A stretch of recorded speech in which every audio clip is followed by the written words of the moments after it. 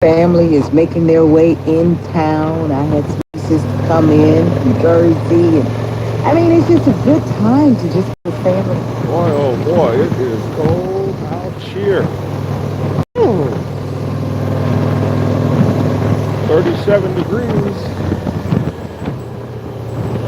but it is absolutely beautiful out here in the ATL. Good morning, folks. Magnanimous out here. It's just freaking beautiful. Holy moly. Good to see you on that bike. Well, you got heated hand grips and stuff. You don't even need gloves.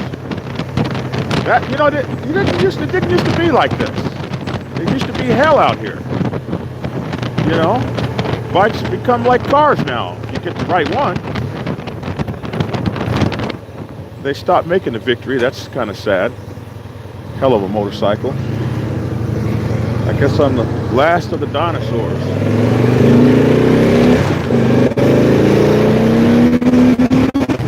Gotta lean these things over. Come on, lean with me, baby. There we go. All right. Up to the highway speed now.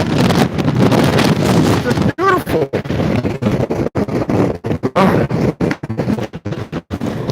Just beautiful out here. There we go. That's on. Hope you guys can hear me a little better now. So, man, this is my first real motorcycle ride since I went in the hospital about a month and a half ago with my little heart thingy. I'm going off here, buddy. Appreciate you. Woo! It's cold as Moses' toes out here. Man, oh man. I'm telling you, man. Woo! Trying to get my body acclimated. Getting ready for the Black Sabbath cold ass run, which goes from Atlanta to San Diego, California, every year, February. One of the coldest months in America. 2,600 miles out here just to getting it as cold as one can be. Not even heated hand grips help. You have to have heated hand grips and heated gloves and hope that it's not raining. Because 6 hours of drizzle, ice drizzle, what do you call that, sleet? 6 hours of sleet and nothing waterproof is truly waterproof. Instead, it's a lie. It's a lie that they tell you. It's a conspiracy to get you to buy that expensive ass stuff that does not work in the extended drizzle-like sleet. It gets wet through and through, and then the heated gloves work like heated electrocution machines. Hand electrocutors, I call them. They just freaking sting. And, well, it sucks. Oh, my goodness. But you have to do it, especially when you're 55, because the young guys are trying to unseat you. They don't like you when you're older. They want to take you down off your peg that you worked so hard for. I worked hard 30 years in and around and among the Black Sabbath Nation to be considered one of the hardest core riders. I worked years for that. Riding in the rain, the sleet, the cold, having pneumonia when I got back, coughing for a whole entire 2 months straight, trying to make YouTube videos. Can't even get a, you know what I mean? Sentence out. And yet some young buck wants to come and steal my joy. Take my title! Oh man, you can't ride. Does what I did in the past, does that count for anything?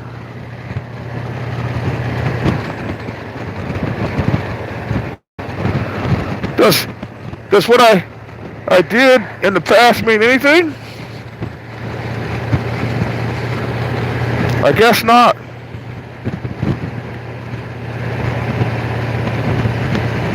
I guess it means nothing at all. So try to get in shape for the ride. The ride of a lifetime that I've done several lifetimes now. For the beloved and coveted Black Sabbath Snow Bear Disciples Nomad Rider Patch. The Snow Bear Disciple is brother to the walrus, kin to the caribou, kin and blood descendant of the snow bear. The snow bear is a mighty beast who lives in the great cold northern provinces and in the Antarctic Circle. And I am a disciple of the snow bear. I believe and worship him on my knees. For I desire the antifreeze in his blood. I want to be like the snow bear, one with nature, a marine, aquamarine animal, just as at home on land as it is in the water. Snow bear. And a Black Sabbath Snow Bear Disciple is what I want to be. I want to add some stars to the Snow Bear Disciple patch. Where's my Snow Bear Disciple patch? Oh, it's not on this cut. Now that really sucks. Anyway, I know it's a little bit out there. I'm seeking counseling. But I started the Snow Bear Disciples to get what the Father wanted. He wanted the Black Sabbath to be known as a riding motorcycle club nation, as great as any of the big motorcycle clubs you may hear about. And he tasked me to make that dream come true. And over 8 years, as national president, I worked my butt off to build a riding motorcycle club nation. Back to the principles of what it was that 99%ers are supposed to be doing. And so I rode with my brothers across the summer. We called it the Gates of Hell motorcycle rides in the summer. Back in 2011, when it was 113 degrees at 1 o'clock in the morning. One of the greatest heat spells that hit the southern plains of America, the Black Sabbath. Gates of Hell Nomad Rider Disciples were on the ground. And then when the whiteout took out Georgia and shut Atlanta down for 14 days, we left on that day, headed to California on the first Snow Bear Disciples run. And then you get a star on your cut every time you make the run. And I wanted to have the most stars of anybody. And I think I still do. That's what it's like to ride, no matter what the weather.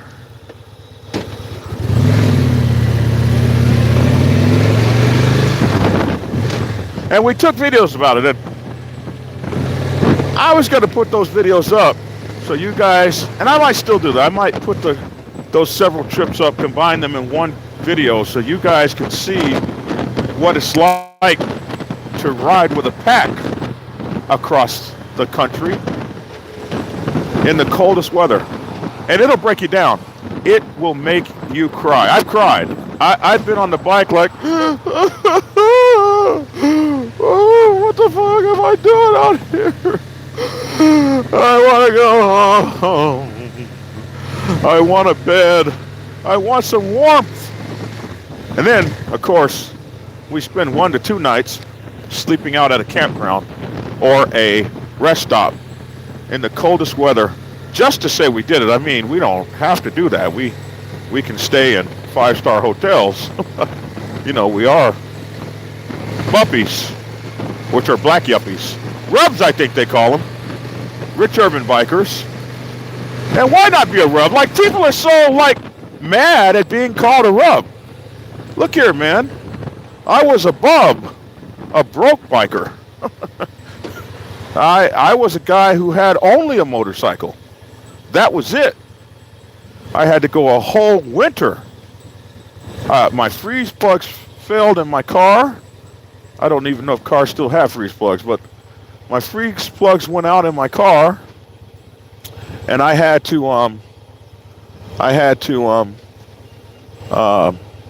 rely only on my motorcycle.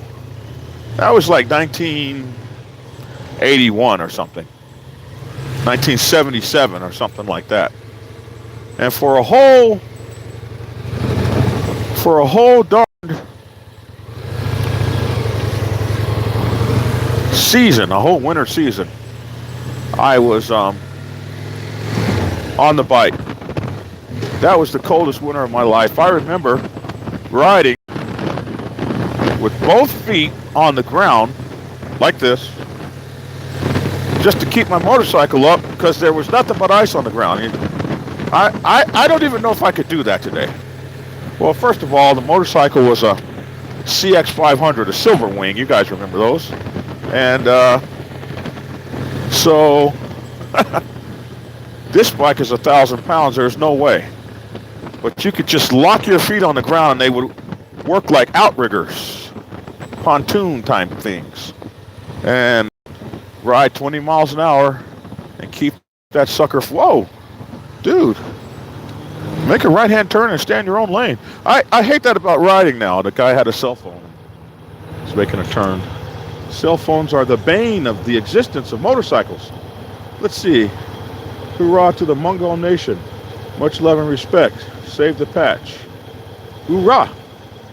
Morning, Black Dragon. Nice to see you rolling. Be safe. Happy holidays. Happy holidays to you. Good morning, Black Dragon. Merry Christmas. Merry Christmas. Oh, time to go.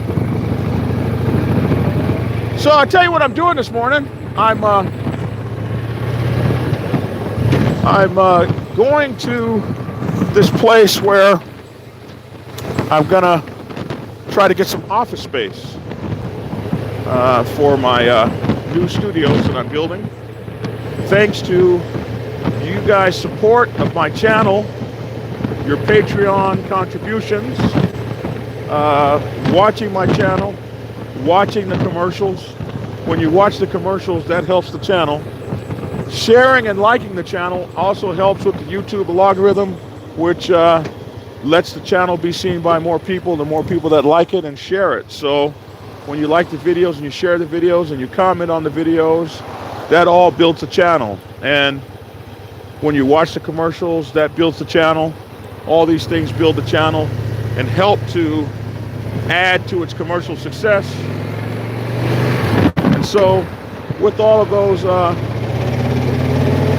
supporting and supportive gestures, you guys have, wow, this is what motorcyclists hate most, is shit left in the road by idiots.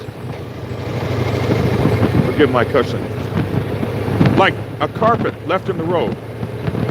But what I'm gonna do is I'm gonna get some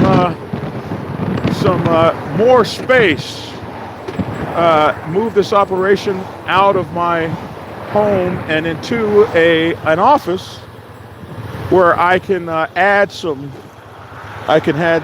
some opportunities to interview people and all sorts of things. Hold on just a second for me.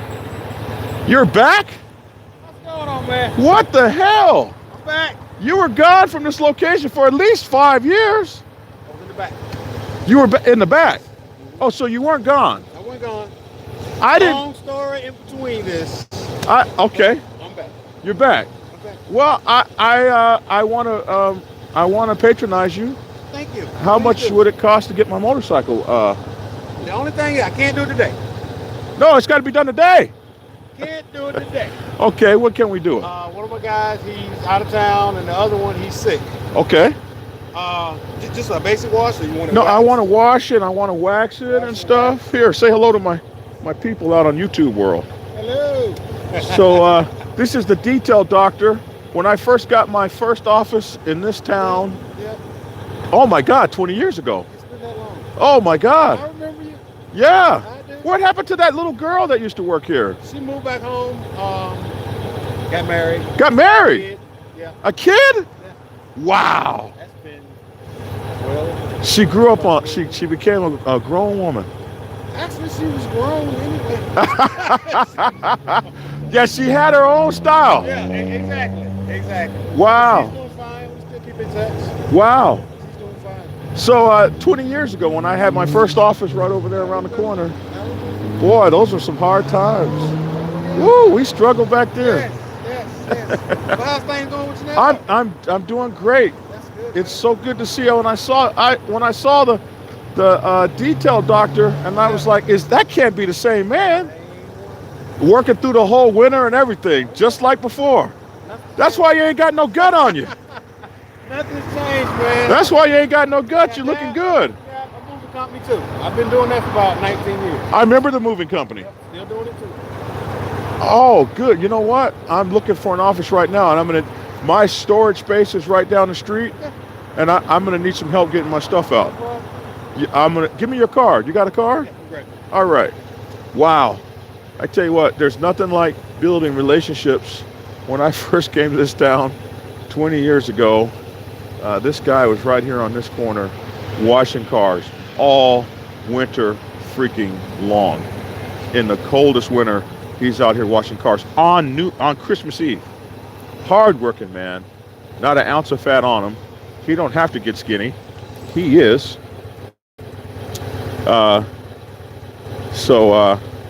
Holy moly, that is most impressive. Yeah, I'm getting ready to get another office right back in this town. That's one of each. Okay, thank you, sir. Just let me know when you want to get it done. And I'll take Well, care of I probably a day or so after Christmas. I want to get it. It's been through. I've been doing a little bit, and this thing here is. Very nice. Thank you, sir. But it's dirty. We can't have What's that. your name again? I'm sorry. John. John. Okay. Victor. Yeah. Victor. Victor. Yes, sir. I don't think I ever knew your name, but we sure did talk a lot and have some fun. Oh yeah. Wow. Okay, Victor. Have a good holiday, man. Have a Merry Christmas. It's good to see you again.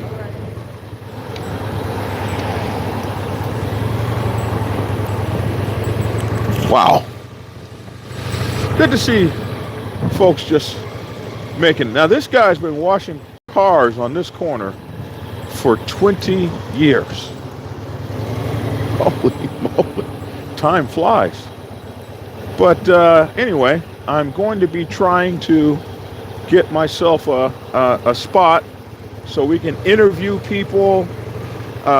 We can have a lot more room to do some decent productions. I actually want to do some documentaries. So I need an editing room, and I just started my podcast. And I want you guys, please check out the podcast. It's on Spreaker, and it will be on iHeartRadio in a few days. And it will be on, what else they have? Apple, what's that? Apple, whatever Apple radio is. I used to know the name of that. I'll know it in a minute. And it's also going to be on SoundCloud and Spotify. And right now you can get it on Spreaker.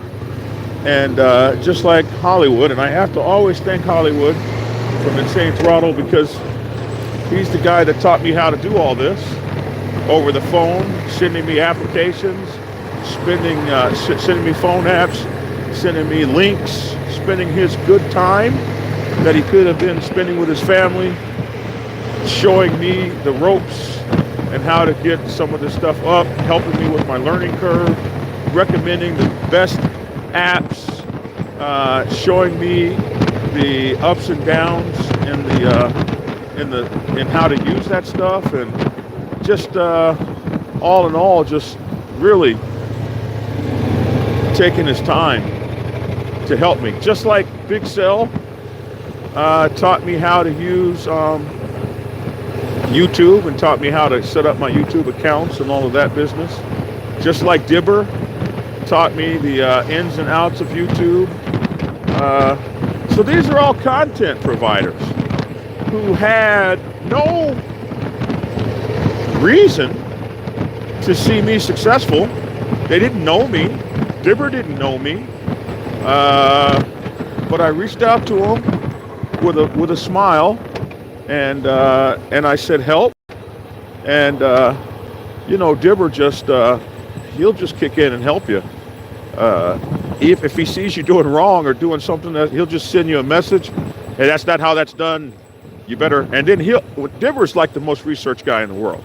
When you get information from Dibber, and you might not like his take on it, but when you get information from Dibber, it always comes with a link or something attached. Like, I didn't just pull this out of my arse. This came from somewhere, and you would do well to listen to it. So I want to thank those guys again and again and again for helping me in every way. So my podcast has had 64 views. Now, I also put my first podcast up on my YouTube channel where it's gotten like 1,000 views. But, that doesn't count. That's not, it counts, but I want to establish my podcast on the podcast channel. So I guess for a while I'll put them up on YouTube as I try to get you guys to move over to the podcast channel for the podcasts and the YouTube channel for the YouTubes. And but anyway, it's called The Dragon's Lair Motorcycle Chaos. That's my podcast, and that's for those of you who have been asking me over and over again, hey, why don't you have a podcast? It's so hard to watch you and listen to you unless you're when you're on YouTube, it's hard to listen and watch you if we don't have YouTube turned on. So we now have a podcast for you, and I don't know how long they're going to be, 40 minutes, 20 minutes, an hour, I don't know. You guys can try to kind of give me some feedback and tell me what the length of them should be. And I would also like some emails at blackdragon@blacksabbathnc.com asking me or suggesting to me or telling me what kinds of things you might want to talk about. Well, you might want me to talk about. And then we're going to have some lives on our podcasts where we do live interviews with people. And I want you guys to think of who you might want me to be interviewing. And if you want your motorcycle club interviewed, or your founder interviewed, or your motorcycle club president interviewed, or any of that kind of stuff, then I want you to send that to me and send me their information. And we're just going to start interviewing everybody. This is the stuff we're going to do. We're going to talk about what you want to talk about. Somebody said, I like your podcast. Please schedule your show not to compete with Hollywood's. So I think Hollywood does his on Thursdays, right? So I did mine Hollywood's getting ready to go every day, if he isn't already. But I scheduled my podcast for Monday and Friday, and I will call Hollywood and make sure that I am not running at the same time he is. So yes, I will do that. Um, and we really do work together on things. And Hollywood's philosophy is the same philosophy I wish that motorcycle clubs would have, because we have to have this philosophy. Hollywood's philosophy is, and I share this philosophy, all of us motorcycle content creators, we're new to this. This is a new and burgeoning field, and especially when you're talking about motorcycle clubs in general, because the podcast guys that have been doing vlogs, moto vlogs, and racing and popping wheelies and all that stuff, they've been out there forever. Chase on Two Wheels, and my guy that always has a bad effing day, and all those cats, they've been out, those young guys, and Snooge, who is like one of my favorites. I love Snooge. If you haven't watched Snooge, he's just exploded on the thing. And these guys I've been watching forever, but the guys like Hollywood and us old 50-year-old cats, we're new to this. And Hollywood says that we got to all stick together. We got to all create together, and there's enough out there for all of us. So I was really engaged. I've had two of all the creators out there. I've gotten along with everybody, but I've had two creators want to get into like this war with me. One of them being the Desert Rat, and another, some guy by the name of Big Pete. And I never knew these guys. I'd never done anything wrong to these guys, never rode with them, never crossed their motorcycle clubs. If they had motorcycle clubs, I never crossed them. So I never understood this just ultimate hatred that came from those two channels. And I allowed myself to be pulled into some of that. And I want to tell you, it was not my finest hour. And it's not what I wanted my channel to ever be about. So we will never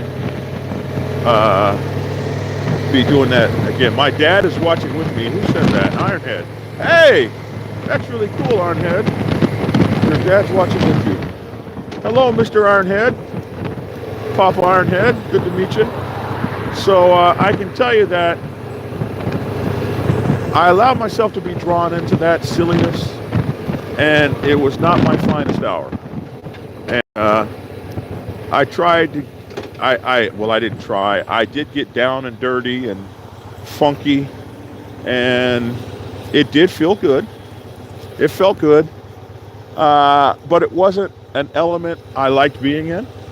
And I learned from that the reason you should never roll around with pigs is because when you get dirty, the pig loves it. The pig is in the pig's element. It is loving every second of it. And you can't wait to get clean again. You can't wait to go get a bath. And this is why you don't roll around in the dirt with pigs. You ignore them and let them do their piggly wiggly thing. It takes, and if I ever do a channel about how to have a successful YouTube channel, one of the first things I would say is it doesn't matter if you're giving people, if you're curing people of HIV and handing them tickets to heaven. There's going to be somebody that doesn't like you and is going to take it upon themselves to attack you. Oh, he's not doing that for God. He's only doing that for himself. Well, wait a minute. I'm curing HIV and giving people tickets to heaven. And somebody will find a reason to hate you for that and try to drag your reputation through the mud. And these people, they will watch your channel. They will watch your channel. They will even watch if you do your channel somewhere close to where you live. They will even evaluate your living situation. Make statements about what they think you've accomplished in life by what they think they see on your YouTube feed. And that is part of the game. That is part of being a social person. I gotta think about Jodie Foster never thought that when she started making movies that some creep would go shoot the president. Some of you guys are too young for what I'm talking about, but some creep would go shoot a president and then say he did it because he was in love with Jodie Foster. These are not things that you expect when you go into a public kind of role. And for YouTubers and social media content creators, we never set out necessarily to be like YouTube stars or something like that, or Instagram stars. I think that unlike a football player who knows almost from the beginning that you're going to be dealing with press and news and media and all of that sort of thing, unlike those guys and basketball players, and there is now some training. If you're a singer, you're going to be in front of an audience singing, and there's some training out there. You can, people have saw what happened with Britney Spears and stuff like that. So now there's stuff out there to keep that sort of thing from happening to you. But in the social media sphere, it's still pretty new, and that training isn't really as readily available. I can't. I'm trying to remember that one big time YouTube star with millions and millions of people watching, millions of subscribers, and billions of views. He started doing the Heil Hitler salute, and he thought that was cute. Not a lot of training for him to really understand what such a thing might do to him. And then there was that one guy who decided he would go into the suicide forest and take video of a guy committing suicide on YouTube. Those guys were responsible for major ad revenue losses by the rest of the YouTube channels, because then YouTube came down on us like crazy. Somebody said I pass on Christmas Eve ride. I can, but I won't go out of town with my... Oh, okay, you guys are talking to each other, huh? So, there's no real training for that. And these guys caused a lot of trouble in the YouTube world, because YouTube came up with this thing we called adpocalypse. And for those of us that were creating content, and still to this day, if you type certain things, like if you have a title that says motorcycle gang arrested for blah, blah, blah, a title like that, just that title, will get your content demonetized. You can't make any money on it. And this happened because of certain people that were doing dumb stuff, and YouTube's advertisers went ham on them. Like, we're not trying to control free speech, but we're not going to have you doing Hitler salutes and then run our commercial right behind it like that's something that we ascribe to. So as a result, those folks got shut down. Oh, it looks like I've run all of my battery out. So I guess I have to cut my feed short. It might have cut itself short. So that's the one sucky part. Let me see if I can pull over and get my feed back up. That sucks. Oh boy. Let's see, we need some battery power.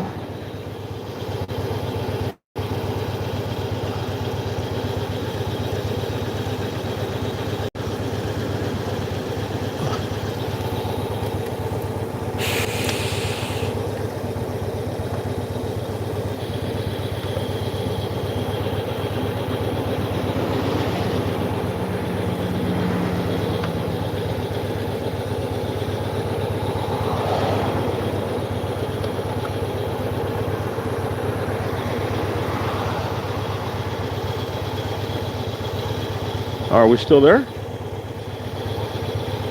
Nothing like a little battery power. We back alive, folks? Hopefully that didn't ruin the feed. Okay. Wow, interesting. So I didn't plug in the battery because I didn't want you guys to get all this electronic feedback. So hopefully you guys aren't hearing the motor. I haven't figured out a filter system yet. But there's, like I said, there's not a lot of training for that. So we, you don't really expect to get into all of that. I never expected this channel to be more than 3,000 or 4,000 people. It took me 1 year to get to 3,000 subscribers. This approaching 27,000 subscriber business is crazy to me. It is like not anything I ever planned for. But now I'm planning for it. Now I'm planning to do it bigger and better, and that's why I'm trying to find this office space. You know, I want to get the helicopter and all that stuff, and just really try to expand out the channel. And it's a lot of fun, but it's been a lot to deal with. It's been a lot to learn, and I think the hardest part for me was the channel haters, especially when it came from other content creators, like people. But I have found that folks have told me, oh, and by the way, it's really funny. I got an email last night from a guy who the desert rat went in on it, and he wrote me an email saying, I cannot believe I'm being attacked by this idiot who's attacking me and making videos about me and my channel, and he even attacked my photography. And I had to chuckle and write him a quick letter to say, my advice, keep moving. These folks are out here and they're going to hate on you. And the people who watch you and love you are not going to hate on you. And they're going to keep watching your content if it's good content. And your only thing, you don't have to defend yourself against anything. The only thing you have to do is write good content. That's what you have to do. You got to write good content. You got to write and publish and produce good content. And if you can do that, what do you care about the idiots? So that's the training. That's the training. And if I were to do a show like this on what folks should and shouldn't be doing, that's the training. Get past the detractors. And it's not new. Everyone's got it in Hollywood. Everyone's got it. Sometimes even your own children. I made a movie with Lawrence Fishburne. And during the time I was making that movie, his daughter was making X-rated videos. And she called herself a slut and a whore and a harlot and all of these things. And her father's one of the most celebrated actors around. And it seemed that she just like had this vendetta against him. And she wanted to hurt him publicly. Doing everything she could to hurt him publicly. So it can come from your own family. And what could the man do? That was a grown-up person. I would have had her kidnapped and sent off to one of those reprogramming places. But they say those don't really work. So, you know, what was the man to do?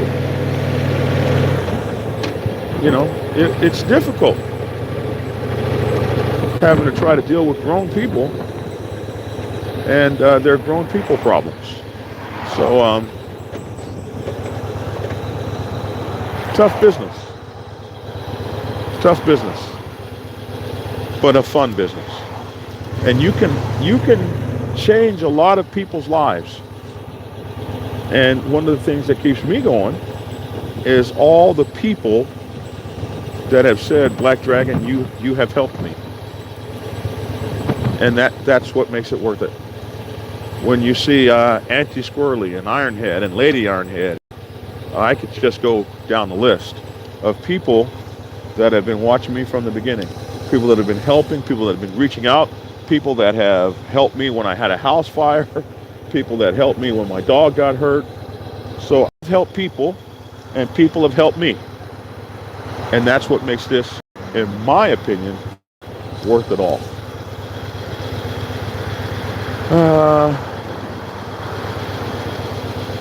Somebody says, damn, backdoor strikes again. And it's funny. It's funny. There are people who thrive on discontent and conflict. I knew a lot of guys when I was in the Navy that was their leadership style, to pit one guy against another. I remember going in for a job interview once, and in the job interview, they called all the interviewees in at the same time and put us all in a big oval table and had us basically interview against one another to put us in like a pit bull fight to see which one of us would come out on top. And I declined. I said, I tell you what, man, to me an interview is personal. I'm going to tell you about my history and the things I've done and why I'm the best person for the job. And we're going to have an intimate discussion between the two of us. You're going to tell me why your company is the best place for me to work at. And in this environment, I look at job interviewing and job selection like I look at prospecting for a motorcycle club. It's not a one-way street. If you don't have jack to offer, then your motorcycle club is nothing to me. I'm not just here to serve you. When I get done as a prospect, we'll have a brotherhood. So while I'm serving you and you're having a blast at my expense, you're going to be feeding my mind. That's the trade-off. That's what you're going to do. You're going to feed my mind and tell me why this is the best motorcycle club in the world for me to be a part of. And if you cannot convey that through a solid set of bylaws and some good riding experiences and some things where I'm learning, then I'm wasting my damn time. I feel the same way on a job interview. So I'm sitting here in the job interview competing with a bunch of folks, and you have yet to convey what's so special and what's so great about your company. I said, and I told him that, as far as I'm concerned, you can kiss my vagina. Look at this guy pulling out in front of me. Wow. Okay. I appreciate you pulled over into the middle. He just pulled right out in front of me. Holy moly. But, you guys haven't conveyed any of that to me. And since you haven't conveyed that, I'm out. And guess who got the job? And I did it real publicly. I said it in front of them all. You guys can roll around like lap dogs out here and get. I'm not. If this is how you treat people, I don't want to be in this company. No how. Guess who they called back for the job? Yep, the guy that wasn't taking the BS. So yeah, a lot of times these companies, these people, there's people who just drive on conflict. And the cheese rat is the guy. It's that dude. If he can, instead of proving, and the guy really can do good content. That's the part that I dislike about him.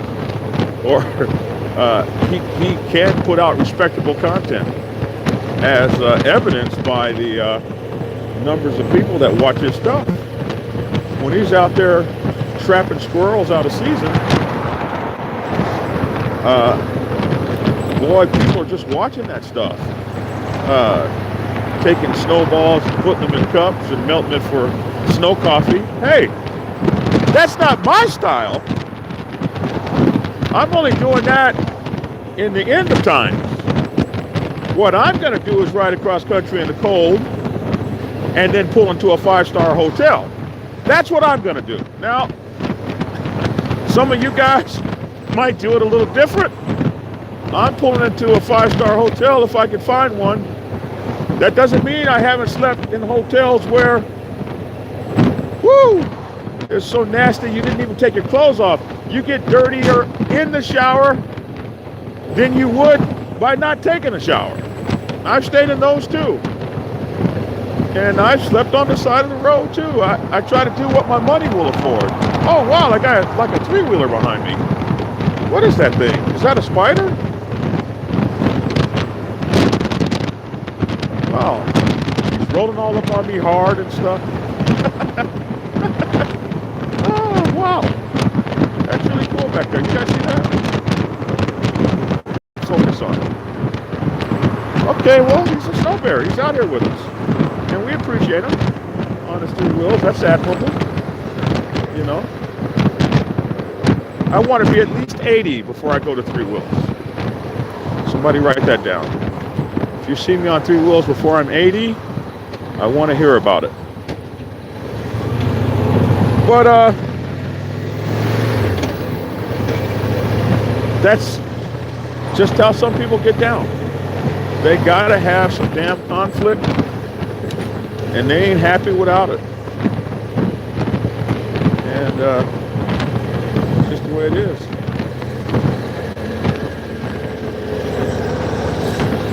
Get off here. He waved at me. He gave me the 2-finger wave. He's got a spider. I've never ridden one of those kinds of things. Maybe somebody can tell me what it's like riding one. So the reason I've been riding around in circles is the guy was supposed to meet me at 10:30 and he's late. And because I am doing an interview, I haven't been able to call him. Since I'm on this thing, I haven't been able to call him. And I hate when people are late. It really kind of messes with me. And kind of disappointed that he's late.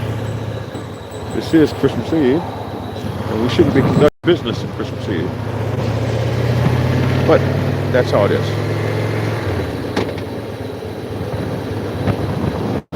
Somebody says they ride like a car, but the wind is blowing in your face. I have ridden a 3-wheeler before.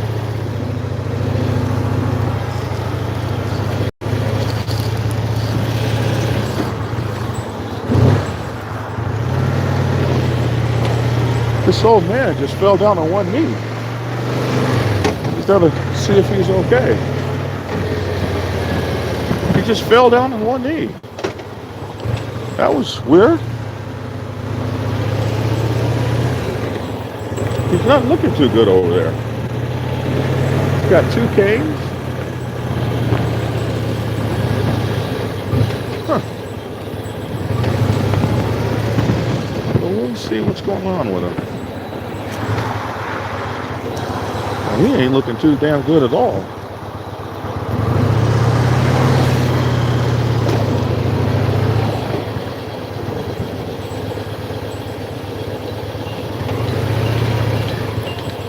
You okay? You sure? You all right, sir? You all right? You just waiting on the bus? Okay. All right. Well, he says he's okay.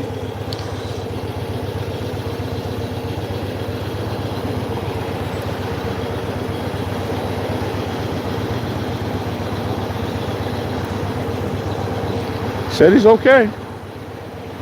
Looked kind of bad to me. But anyway, I guess I'll call this guy. Old Tim Tebow.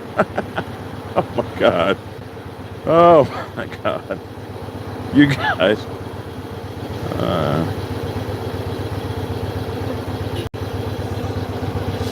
But let's see, I was saying, I did ride a three-wheeler once before, but it was a three-wheeler Goldwing, a trike.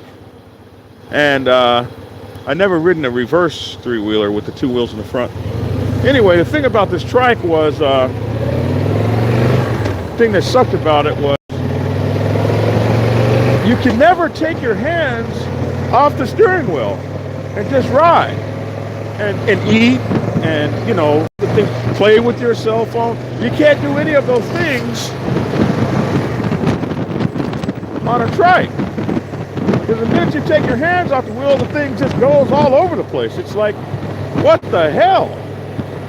So I found it restrictive because you got to ride the SOB the whole time. There's none of this. You can't lay, you know, like I've ridden across the country. I've ridden for like maybe 100 miles just like this. Just lean back or my hands back like this. This is how you ride. You can drink, you get your drink and you're eating. This is how you go across country. You could be doing this at 100 miles an hour. You're talking to people. You got the cell phone out. You're playing with the whip. You know, you can be comfortable riding your motorcycle. You just kick back, put your hands between your legs like this. You're messing with your stereo system. You know, this is when you buy these kinds of motorcycles. They ride themselves. You don't even have to be a biker anymore. You can be a motorcycle enthusiast. They do this in the rain. They do this in the snow. It's 1,000 pounds. It does its thing. But a three-wheeler, the minute you take your hands, it's everywhere. It's everywhere. It's like riding a everywhere machine. Somebody said that could be fixed with a fork upgrade. I didn't know that. Well, there you go.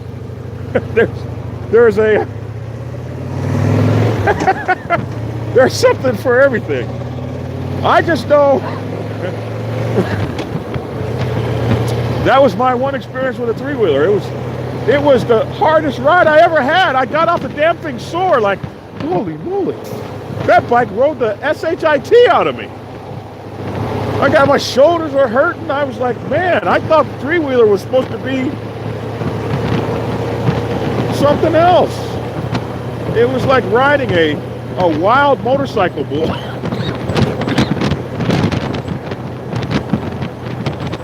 Am I getting cold? Hell no. It's like riding a wild motorcycle bronco. I felt like I was in a motorcycle rodeo. Like I was Odysseus or somebody returning from the conquests. It's all sore and stuff. I'm used to riding a motorcycle. When you're done with the ride, you want to go riding. That's what Goldwings are like. I came from Goldwings, by the way. I only got this bike because everybody in my motorcycle club was complaining. I don't want to ride behind a Goldwing. We can't. Our national president needs to have American steel.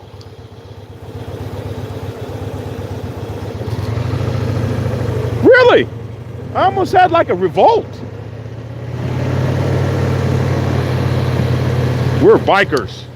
You need to be on a Harley. You need to be on American steel.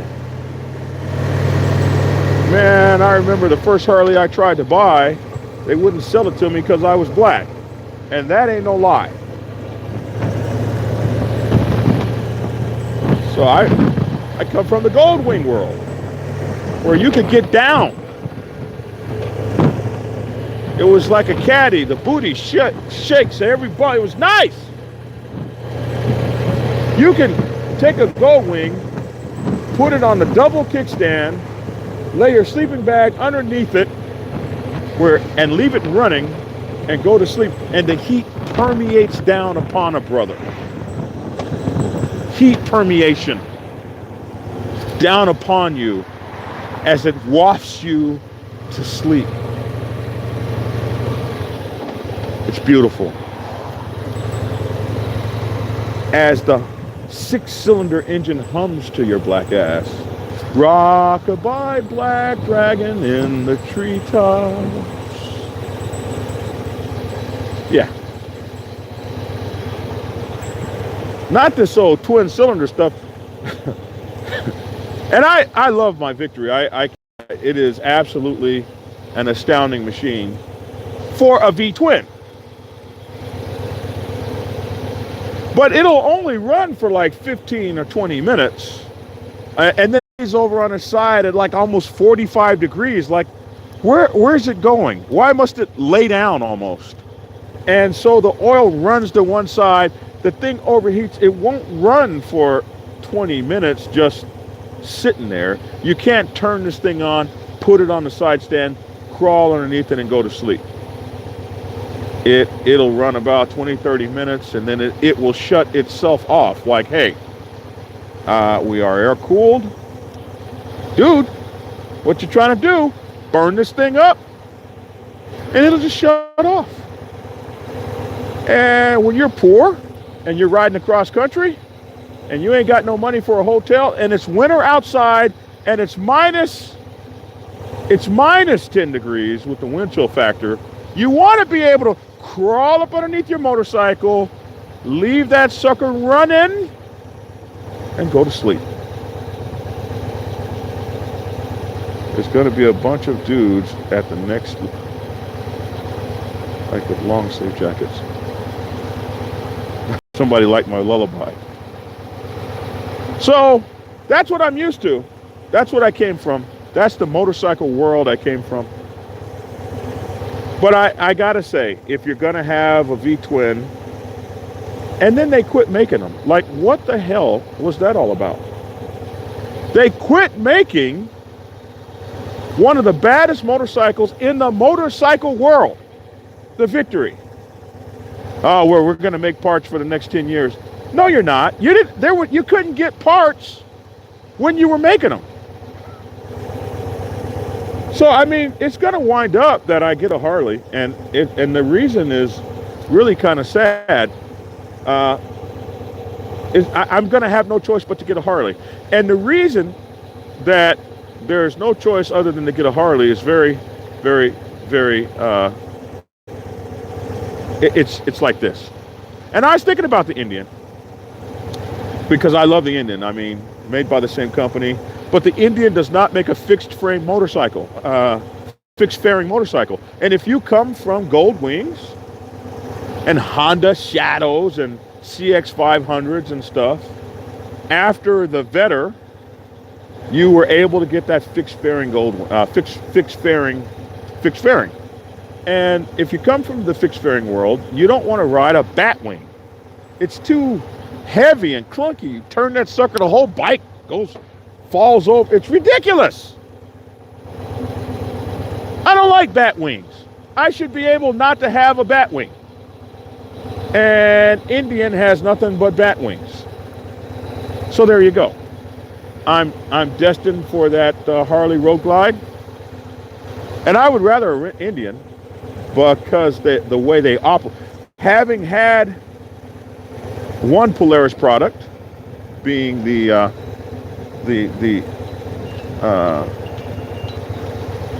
having had one Polaris product being the Victory Vision, I could do. One of my brothers has that big old bad Indian. Woo! It's nice and fast. What's it got? A 113 in it, out of the factory. Really nice motorcycles, and they don't break down. I've never had this motorcycle break down on a ride, except for the tires going flat. But I've never had a mechanical breakdown on a Victory, except for this last ride, this last summer, when I had oil spouting out of the little seal down there. And if I realized it was just a gasket, just a seal, I would have just kept putting oil on it and kept putting oil in it and riding. I could have ridden that thing all the way across country and back. But I didn't know that. But I also learned something. Yeah, I know, right? I know. But I I learned something, and that is that if you do break down, the only bike you want to be on is a Harley. Because they have a Harley Davidson dealer on every freaking corner across America. You're never more than 45 miles from a Harley Davidson dealer. And if you break down on a Victory right now, you are out of luck, baby. And there's not Indian stores like that. Not that the Indian is ever going to break down, but if it does. So I'm kind of like, I'm like, what am I going to get next? What's next for me? Maybe I just buy another couple of Victory Visions for parts. I don't know. So I'm trying to figure it out. Excuse me. I'm trying to figure it out. What's going to be next? What the next motorcycle? Am I giving myself a damn cold? Somebody says the 2012 Victory Highball still rides like the day it was, brand new. And I can't complain. I don't have any complaints about this motorcycle. I would keep it forever. It's just that the founder told me he wanted this motorcycle. So if the founder wants the motorcycle, what can you do? You got to give it to him. So I've got to find another motorcycle so the founder can have this one. Maybe I've offered, well, why don't you just let me get you another? But he wants this one. That's that Motorcycle Club BS right there. There's some BS in motorcycle clubs. That's that Motorcycle Club BS right there. I'm not telling you motorcycle clubs don't have some BS in them. That's that Motorcycle Club BS right there. Somebody says, well, it better be less than 10 years old, because if it's more than 10 years old, Harley Davidson dealer is ain't gonna want to work on it. I didn't know that. Wow. So if you pull in a 2006 Harley, the dealer's going to tell you, no, thank you, I can't help you. Somebody said, will Little Son's RC be allowed to wear three-piece patches? Please go look at my video called, what is it? Can an MC wear a three-piece patch? Go look at that video. Three-piece patches are really not something that an RC should want to take up.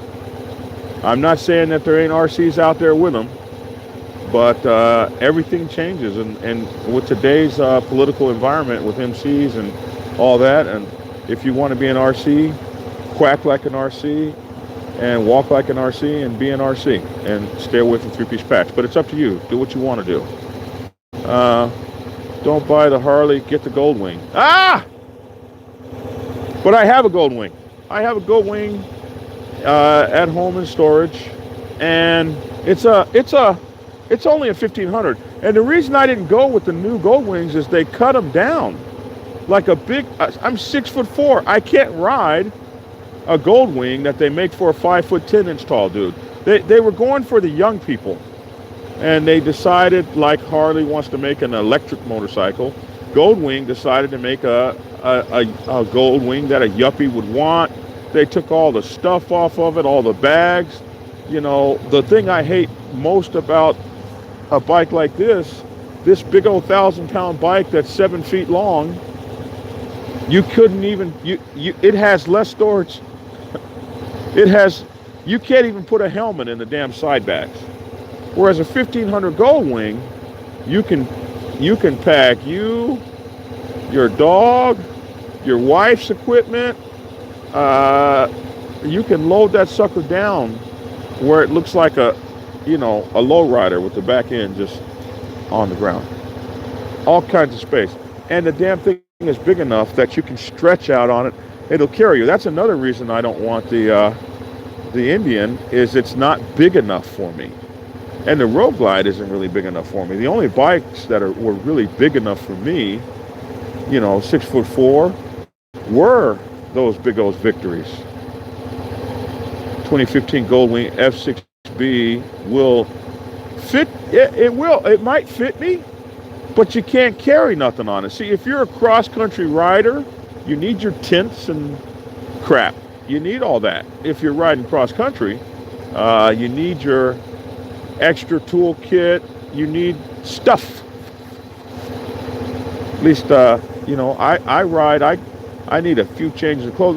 Like if you're going on the cold ash run and you're going to ride from Atlanta to California in February, you need winter clothes and you need summer clothes, because once you get past El Centro, you just not El Centro, what's it? El Paso. Once you get past El Paso, Texas, you're now in summer climate weather. So you got to take all that cold stuff off, bundle it up, put it on the bike, and break out your summer riding gear. Unless it's raining, you're going to be sad. NBT I got a 98 Sporty. The new electric bike. It's new tech, so there's about 150 miles recharge. What about a guy like me that rides 1,000 miles a day? Holy, what do you need? You need to take some batteries. Maybe you carry a battery like we used to carry extra fuel, and you put a battery charger on it, and maybe you're carrying 2 batteries. So by the time you run one battery out, you can put the other battery on. That might be a way to ride across country with those things. Most widow. Oh, we're talking about patches again. 1985 is usually the cutoff on Harleys. Sorry about that. I know that was rude. Forgive me. Let's see. Some Harley dealers will have stage 3 charging systems. Let's see here.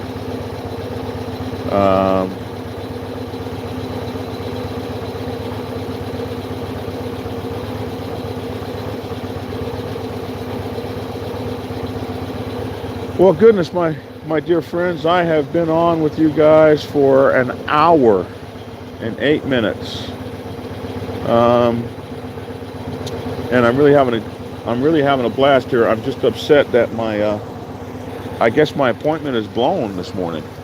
I'll call that guy when I get off the phone with you guys.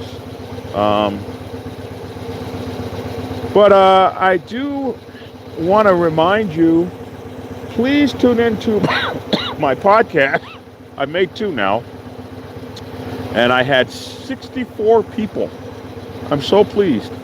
I remember my first YouTube broadcast did not have 64 people. So I've had 64 people listen to my podcast. It will be on Tuesdays and Fridays. There will be a live. We will be doing lives. And I believe I'm still going to be on Saturdays on Hollywood's channel. I'll have a short one on his lineup where he'll have 3 of us, one right after the other.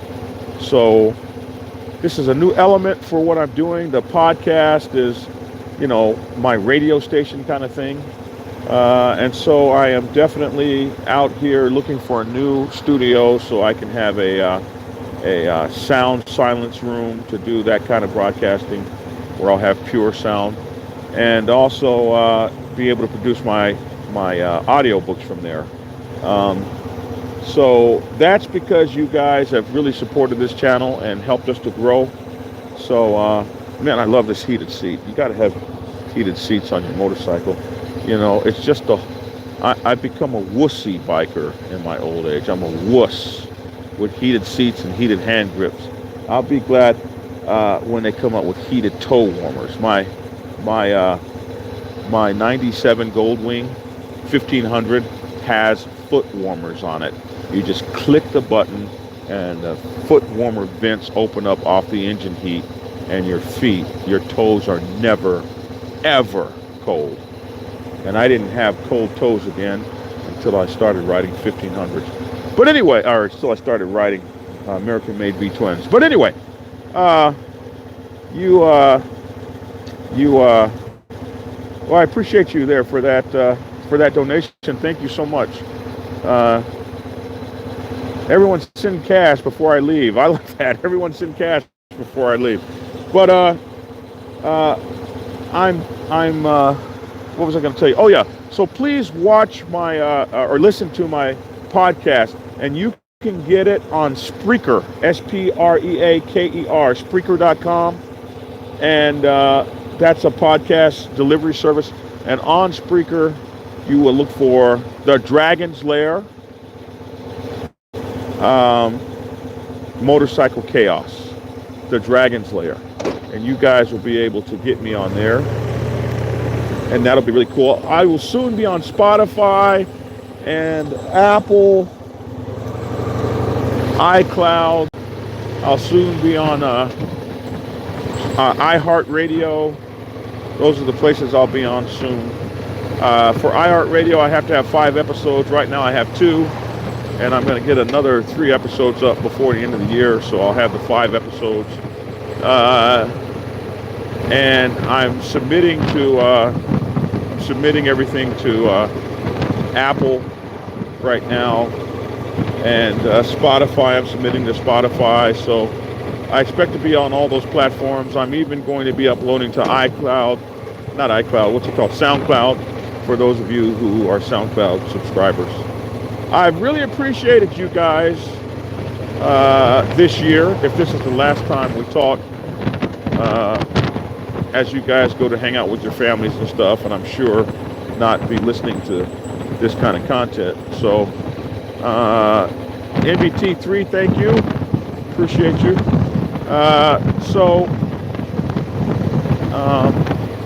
If you guys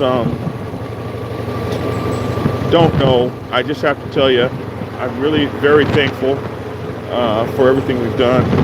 We've hit the 26,000 subscriber mark, 26,450, which is almost 27,000 subscribers. So my first year, we did 3,000 subscribers. My second year,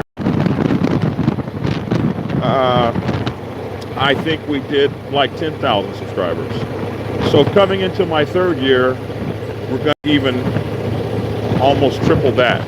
And that's just really amazing for what's been going on. So I just have to say thank you 1,000 times. Thank you, thank you, thank you, thank you. And I'm going to get off of here. I've been on here forever today. This is a long one.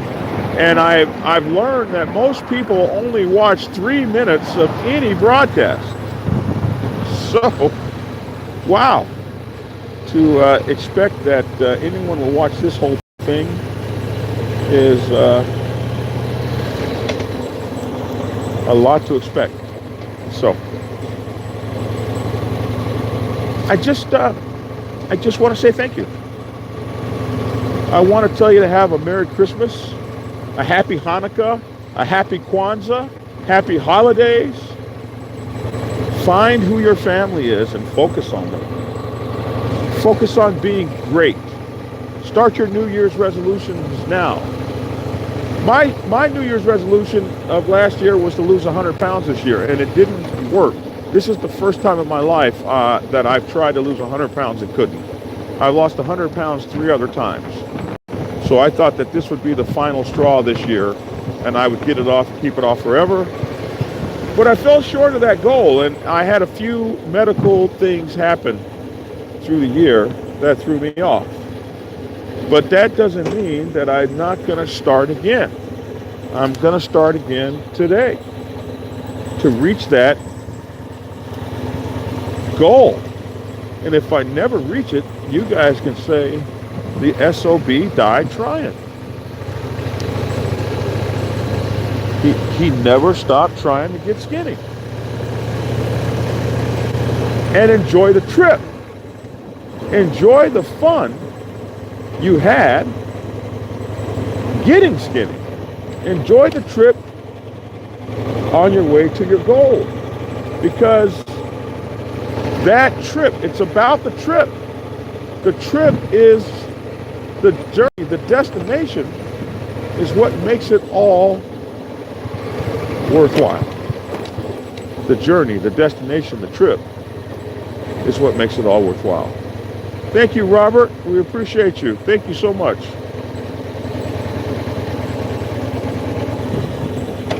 And enjoy the ride. And riding in a motorcycle club for me has been one of the greatest experiences of my entire life. But I don't have to have the motorcycle club to ride and be me. I can ride and be me just out here on two wheels and 37 degrees with my heated seat and my heated hand grips and be just as happy, because being on a motorcycle for me is fun. And I'm going to tell you something. Never let an idiot define for you what being a biker is. It ain't about how many miles you have and whether a motorcycle is your primary means of transportation. Who gets to define in America what you are for you? There are some people who think they're bikers and they've never even owned a motorcycle. But it's to the lifestyle and the adventure that they ascribe. And one day, when they get that motorcycle, they've already prepared themselves. You know, a funny story is, I was without a motorcycle for a couple of years. I fell on hard times. I had to sell my motorcycle. And I remember being at a leather shop in Helen, Georgia, in the middle of the summer. And they had a sale on a long riding trench leather that was 3/4 length long. It was a riding leather. It was a big old riding duster, trench coat. And it was on sale for like $400. And I didn't have a motorcycle to one. And I knew I wanted that coat for when I got my bike and it was on sale. I was a biker. I bought my damn coat. And lo and behold, about 8 months later, I had enough money to get my motorcycle. Listening to an idiot, I never would have bought that coat. That idiot would have defined me. And you cannot define me. Use your definition to define you.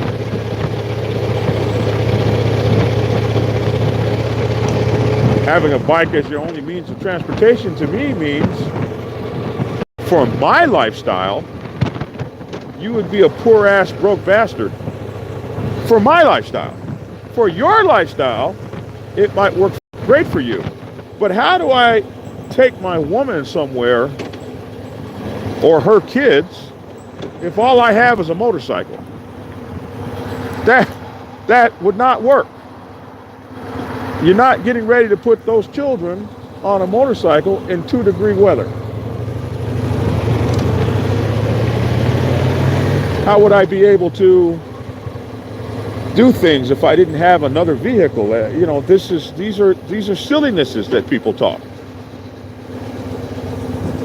I have been through a time in my life when the only vehicle I had was a motorcycle, and I rode it rain, sleet, snow, or shine. I had no choice. I have choices now. When I make the cold ass run is when I elect to ride in the sleet, not because I have to. Most other times, if it's sleeting outside, I'm probably going to get in my four-wheel drive vehicle that's made for that. Let anybody dictate who and what you are by their definition. That you should think that you have to match somebody else's definition of what you are is high school stuff. Hello, prospect from the Nubian Cruisers. The mother chapter in Richmond, Virginia. Coming to Atlanta soon for our national. My sergeant and I want to meet you. Well, let me know when you come. Black Dragon at BlackSabbathMC.com. We will meet and we shall hang out. Thanks for tuning in, Prospect. Best of luck to you. So, having someone define who you are, what they think a rider is. I'm a rider every time I get on this bike. And I enjoy it for me. And that works just fine for me. Think about that. Love you all. That's my 2 cents. My books, Prospects Bible for Women's Motorcycle Clubs, the Sergeant at Arms Bible, and the Public Relations Officer's Bible are available on Amazon. And Kindle. Be sure to catch my podcast on Spreaker.com, The Dragon's Lair, Motorcycle Chaos. Thanks for tuning in. And get skinny in 2019.